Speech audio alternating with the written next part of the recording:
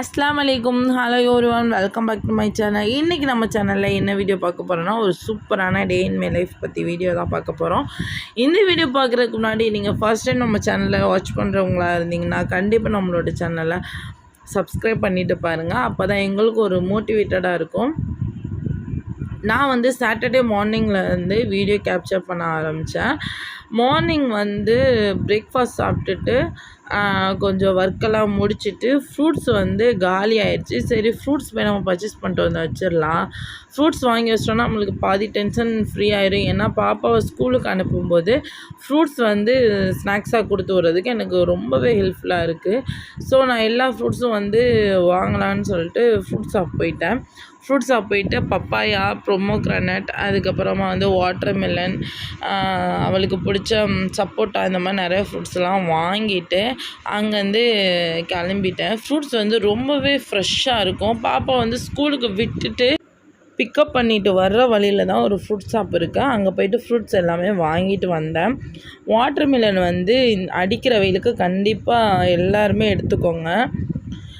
இப்போ ஃப்ரூட்ஸ் எல்லாம் வாங்கிட்டு அகெயின் நான் வீட்டுக்கு போயிட்டுருக்கேன். பயங்கரமான வெயிலோட தாக்கம் இன்னும் குறையவே இல்லை. இது வின்டர் சீசன் தான், பட் சம்மர் சீசன் மாதிரி இருக்குது. வர்ற வழியிலே நான் காய்கறியுமே வாங்கிட்டு வந்துட்டேன். கொஞ்சம் நான் வெஜிடபிள்ஸ் வாங்கியிருக்கேன்.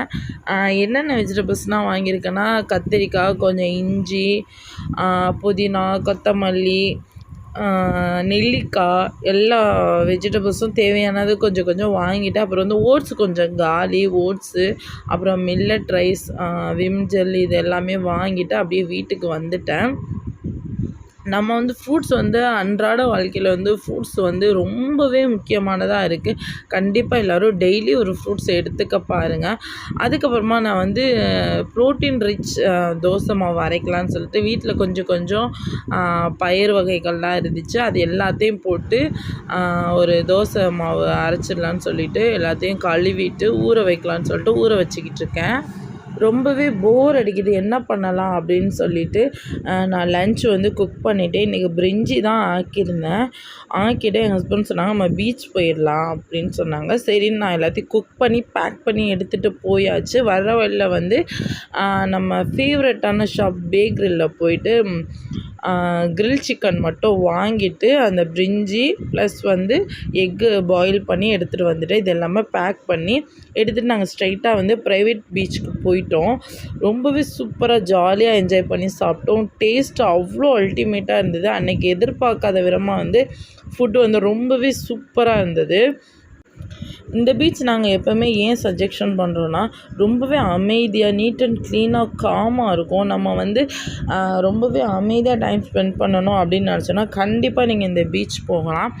நீங்கள் உங்கள் ஃபேமிலிக்காக கண்டிப்பாக வீக்லி ஒன்ஸ், மந்த்லி ஒன்ஸ் உங்களுக்கு எப்போல்லாம் டைம் கிடைக்குதோ அவங்கள இந்த மாதிரி ஓப்பன் ஸ்பேஸ் கூப்பிட்டு போய் அவங்கள கொஞ்சம் என்ஜாய் பண்ண விடுங்க. அப்போ தான் அவங்க மைண்ட் ரிலாக்ஸ்டாக இருக்கும். அந்த மாதிரி தான் நாங்கள் இன்றைக்கி ப்ரைவேட் பீச் போயிருந்தோம். அங்கே நிறைய ஃப்ரெண்ட்ஸ் அண்ட் ஃபேமிலிஸ் எல்லாருமே வந்திருந்தாங்க. ஒரு டீம்லாம் ரொம்பவே ஜாலியாக என்ஜாய் பண்ணி கிரிக்கெட் விளாண்டுட்டு இருந்தாங்க. அப்புறம் ஃப்ரெண்ட்ஸ்லாம் ரொம்பவே ஜாலியாக என்ஜாய் பண்ணிகிட்டு இருந்தாங்க. அதையுமே நாங்கள் பார்த்து ரசிச்சுட்டு இருந்தோம். எங்களுக்கு ஒரு ஈச்சேர் கிடச்சிச்சு. அங்கே உட்காந்துட்டு நல்லா ரிலாக்ஸ் பண்ணோம். ரொம்பவே மனசுக்கு அமைதியாக இருந்தது. அதுக்கப்புறமா நானும் என் ஹஸ்பண்டும் ப்ளே பண்ண ஆரம்பிச்சிட்டோம். ரொம்பவே ஜாலியாக இருந்துச்சு.